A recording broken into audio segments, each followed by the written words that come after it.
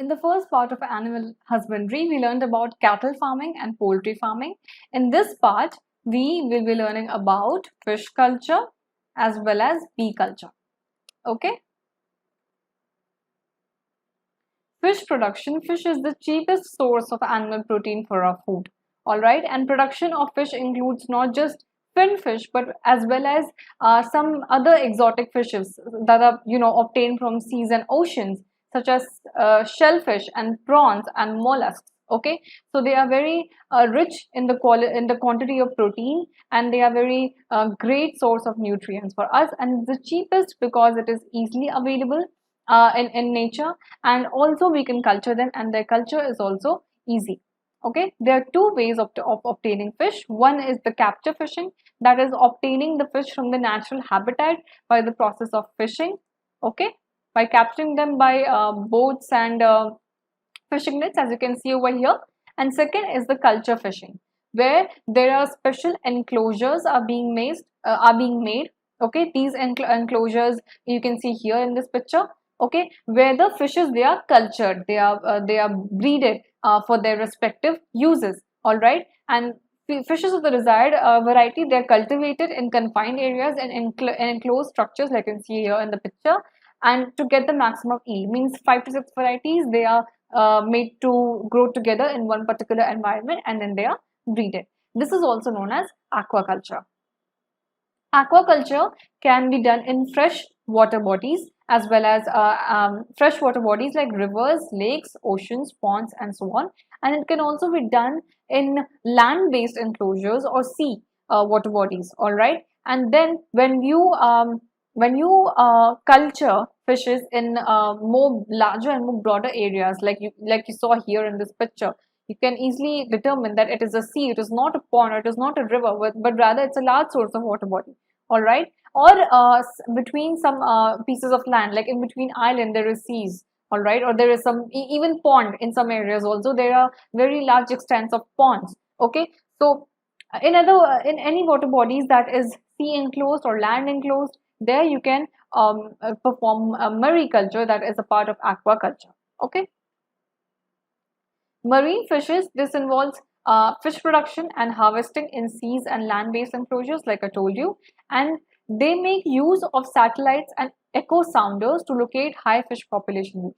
Like you can see over here in this picture, this is a large water body. Definitely, it would be a sea, okay, or any other land-based enclosure. All right, means you can see over here an island of land is there, okay, and within this area you are enclosing, you're making boundaries. Okay, and why is this boundary made? Because with the use of echo sounders and with the use of satellites, we are able to determine which other areas where the fishes would be prominent in number. All right, and we enclose that area, and we with the help of other equipments and other arrangements, we culture those fishes, we breed those fishes. Example: pomfret, tuna, prawns, and oysters. Inland fisheries, and there is this composite fish culture. Okay, so inland fisheries, by its name you may be able to understand that those water bodies that are available in between the land. Okay, mostly there are fresh water bodies that are available in between lands, like rivers, ponds, okay, and some reservoirs, lakes. Okay, so it involves fish production and harvesting from fresh water. Okay, as well as there are some estuaries and even some lagoons. Okay, where the sea water and the fish water, they mix up. All right, they mix up to become brackish water. Brackish water meaning the mixture of the fresh water and the salty sea water, and that is found in estuaries and lagoons. So when you are performing fish culture in those water bodies, then you name it as inland fisheries. Composite fish culture is performed in a single fish pond, so again in an enclosure.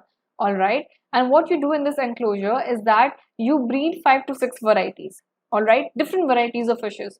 And when you breed different varieties of fishes, you're basically ensuring that their nutrient requirement is different, so they are not competing for food. Okay, they're not competing for food, so that whatever food is present in that natural habitat, in that enclosure, in that pond, that is also being utilized, because if one set of fish is going to require one set of nutrients, the other is requiring different set, the third one is requiring different set. So ultimately the nutrients, all of them, they are being consumed, and there is no competition for food as well. So this is the advantage of your composite fish culture. And ultimately this is going to lead more increase in fish production, because you're using you are composting 5 to 6 varieties together. But there are certain drawbacks as well. The drawbacks are that these fish, they breed only during the monsoon season, and even if you collect them from the wild, from the exotic, from the foreign land, it can get mixed with other species, and you won't be able to determine that which one was the exotic one that you wanted and which one was the local one that you can find anywhere. Okay, and the major problem in then fish farming is that you are not able to get that good quality seed that ultimately is your desired mission. Okay, that you want this good quality seed, you want to get that exotic quality, so that it is resistant to something or the other. Okay, and it is getting you good quality and good quantity content. Okay, content in the sense of nutrients. Okay, so the solution to this is that breeding of these fishes in ponds using hormonal stimulation. So you use specific hormones, so that this good quality seed could be separated from the other local ones, and you can determine that this is the fish that you want to harvest more.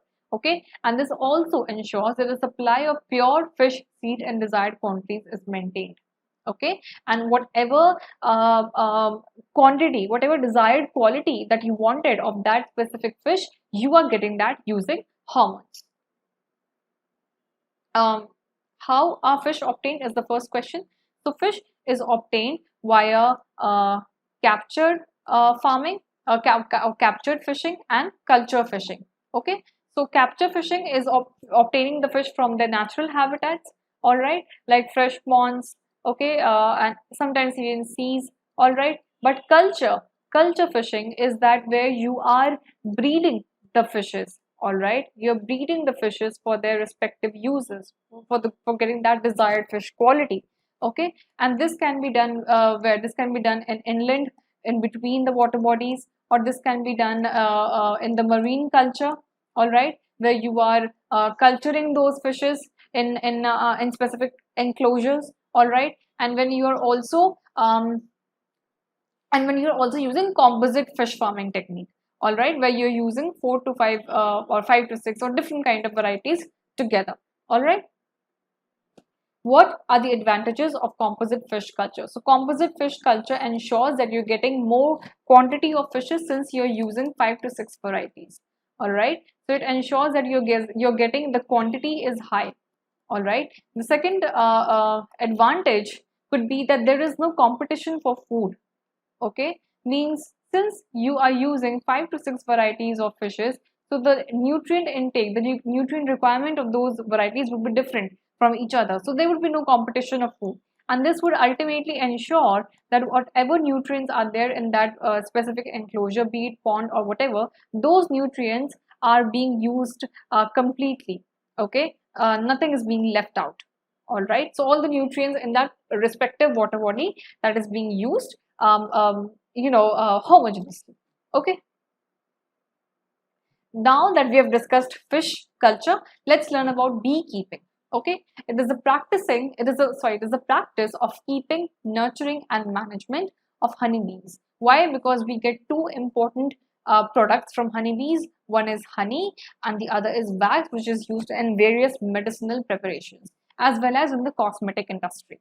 Okay, since beekeeping requires very low investment, so farmers, they use it as an additional income generating factor. Apiary is the act of bee culture. All right. Yes. So apiary is a desirable location for setting up of a number of bees hives in a systematic manner to allow maximum pollen and nectar collection. So like you can see here in the picture, this man is wearing protective gear and he is culturing bees. All right. He is situating the beehives in particular locations in an open area, ensuring that the bees would be open to different kind of flowers, and to different kind of pollens and nectars, because bees, they collect their juices, they collect their food from those pollen, from the nectars, and ultimately honey is their bodily secretion, right? So whatever they'll eat, that is going to reflect in that secretion naturally. Okay, so it's very imperative that they get a good quality of pollen and nectar collection, because that is going to ultimately determine the quality of the honey. Okay, and there are three types of common varieties of bees. One is the Apis cerana indica, that is the Indian bee. Then you have the A. dorsata, that is the rock bee, and you have the little bee, which is Apis cerana florae. There is one Italian variety, A. mellifera, and that is used extensively because it gives very high quantity of honey. All right, it is used for commercial honey production. They have high honey collection capacity. Okay, so the other advantages of this variety is that they sting somewhat less. Okay, so this is another this is another positive factor in order to culture them. Okay, they reproduce fast, another positive factor that you should culture this, because it is giving you more amount of honey. It is, even if you are accidentally getting bitten, then it will sting you less. They will reproduce fast, and they will stay in beehives for longer intervals, means they do not wander about here and there too much. They stay in the beehive. So staying in their enclosure would mean that breeding would happen more. So, and they will breed well as well. Okay, the value or quality of honey depends upon pasturage. So like I told you, that the kind of flower, pollen, nectar that the bees are getting, all right, that the bees, they are taking, they're consuming, that will ultimately reflect in the quality of honey that they are producing.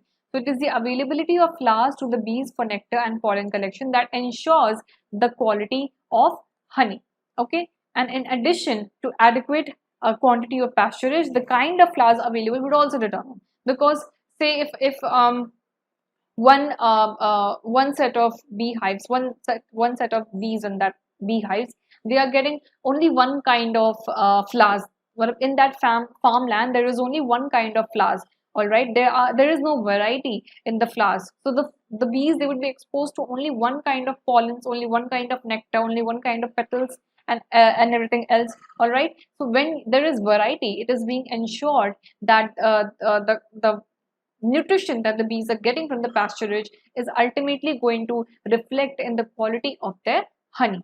Okay, and quality as well as the taste. Okay, what are the desirable characters of bee varieties suitable for honey production? We know that there is this Italian variety known as A. mellifera, that gives you very high quantity of honey. It produces more honey, and therefore it is used for the commercial use of honey. And the other desirable characters is that they sting very less. All right, they sting less. They reproduce fast. Okay, they reproduce fast, and they stay in their beehives for longer period. Okay, so they stay in beehives for long. So since they stay in beehives for long, what is this going to ensure? This is going to ensure that they will breed well. All right, they will breed well, and ultimately they will give us they will give us good amount of honey that can be then used for commercial purpose. Okay, this is because of this variety, this Italian variety of bee, that its scientific name is A. mellifera. Okay, and the last question, which will bring us to the end of this chapter, is what is pasturage and how is it related to honey production? So the pasturage is the amount of flowers and pollens and nectars that the bees are getting. All right, because ultimately they are going to determine the quality and the taste of honey. So how is it related to production? Because these are the things that the honeybee, they are using, they are utilizing them for their own nutrition. So this is basically bees nutrition. All right, and the kind of flowers, pollens, nectars they will be taking up, okay, they will be using for their own use, that is going to ultimately reflect in the quality and the taste of honey. Okay, quality and taste of honey. This is why pasturage is important, and this is how it is related to honey production. So with this, we come to the end of this chapter. In this chapter, we have learned about a great many things about our food resources. We have learned about crop yields, how to improve the production of crop yields, okay, by nutrient management, all right, by the kind of irrigation that we are using, then how we are ensuring that the variety of the crops is increased by crossbreeding, by hybridization, all right, then ultimately how we are ensuring that the crops are protected by storing them well, by using pesticides or bio pesticides, okay. And then we come to animal husbandry. We learned about cattle farming, we learned about poultry farming, we learned about fish culture, and finally we have learned about beekeeping. So this was all that you had to learn in this chapter. With this, let's come to a quick revision where I will let you recapitulate important points that you saw in this chapter.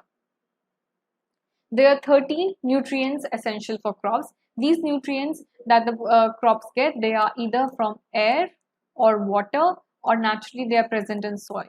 But this 13 special nutrients that is listed over here, this nutrients you're getting from soil. And from this, 6 of them are macronutrients, and the rest of them, 7 nutrients, they are the micronutrients. So macronutrients are those nutrients that are required in large quantity. All right, nutrients such as nitrogen, phosphorus, sulfur, okay, and then those nutrients that are required in small quantities, they are known as the micronutrients, okay. Manure and fertilizers are the main sources of nutrient supply to crops. Manure is that organic supply that is derived from plant and dead remains, all right, decomposed material. They can be either compost, vermicompost, or green manure, okay,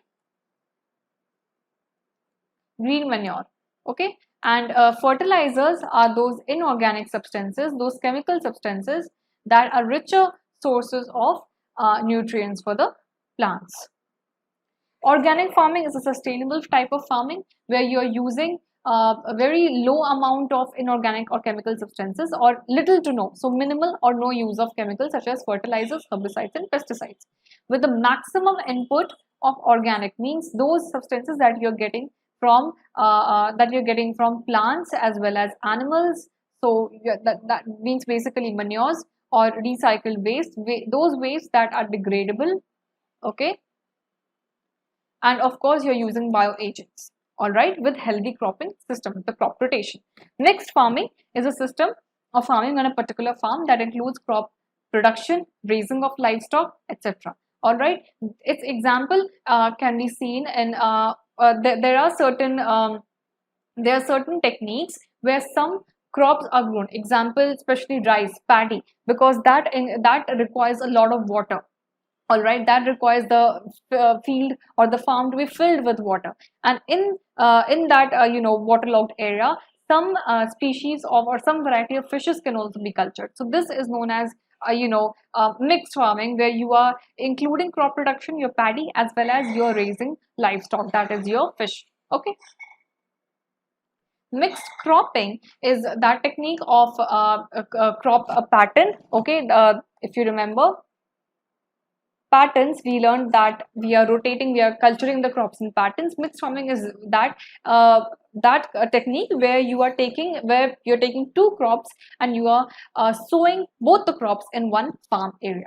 And intercropping, where you are doing the same thing but in alternate rows, like for example in mixed farming, like you just divided the farm into two parts, and intercropping, you are say sowing 2-3 rows of one variety, then 2-3 rows of the other, then again 2-3 rows of the same variety. So you're basically alternating, okay. And crop rotation is where you are you're growing one kind of crop, and after that is harvested, you're growing another type, so that there is less growth of weeds, so the nutrients in the soil that is being utilized, and there is no say exhaustion of nutrients to one kind of plants, and there is no other infestation of animals and other pathogens. Varietal improvement is required for higher yield. Variety improvement that comes through hybridization, okay, and also through genetic modification. All right. Genetic modification. We're introducing one strain of gene that is required for your specific purpose. And why is it important? It is important so that obviously you get higher yield, more production per acre, you're getting good quality of products, and you are getting resistance from biotic and abiotic factors, means from the living factors, the pathogens, the rodents, and other organisms that may damage your crops, and from abiotic factors such as increase in temperature or decrease in temperature, all right, or high winds, strong winds, sorry. Okay, and then you will get a shorter maturity duration, means you can easily reap away the crops sooner than what you used to do earlier. Wider adaptability means they are used to extreme conditions, and desirable agronomic characteristics, the different height, branches, leaves, etc. Okay, animal husbandry, the culture, the scientific management of livestock such as cattle, fish, what else? Cattle, fish, poultry, okay, bees, all right. So they also require care, they also require management, they also require disease control, okay. Their sanitization is also imperative, and their nutrition, the care to the nutrition is also very important in addition to shelter and breeding, all right. So poultry farming is done to raise domestic fowls in order to get two products, mainly eggs and meat, all right.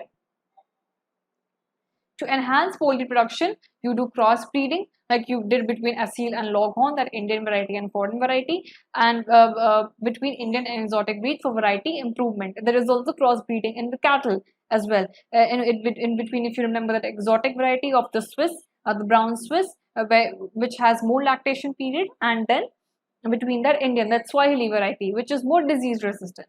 Okay. Then fish may be obtained from marine sources as well as inland sources. Marine sources like seas, all right. Then other land-based enclosure area, larger water bodies basically. And inland sources means those fresh sources of water such as rivers, ponds, lakes, etc. Okay. To increase production of fish, they can be cultured in marine and inland ecosystems, and then there is this option of composite fish culture as well. Okay, marine fish capture is done by fishing nets guided by echo sounders and satellites, so that this is used as determinant so that you may get to know where the fish population is largely dominant in. Okay, and there you can form your enclosure, and then you can that you can procure your fishes directly from them. And composite fish culture is commonly used for fish farming, all right, where you take 5-6 varieties together, so that you get more product, so that they do not compete for food, and so that if you want to get high quality seed, then you just use hormonal stimulation. And lastly, we learned about beekeeping, that is done to get honey and wax. We learned about that Italian variety A. mellifera that is used for the commercial production of honey. And we learned also about pasturage, that how different types of flowers, pollens, and nectars, their presence is required and essential for the bees in order to produce great quality of honey with a very different and a very good taste. So this is what that you had to learn in this chapter, where we learned about improvement in our food resources. We saw both for plant food resources obtained both from plants as well as from animals. So thank you so much for joining me here, and I hope that you stay tuned to Study Room, and keep studying well, keep doing great, and I'll see you again.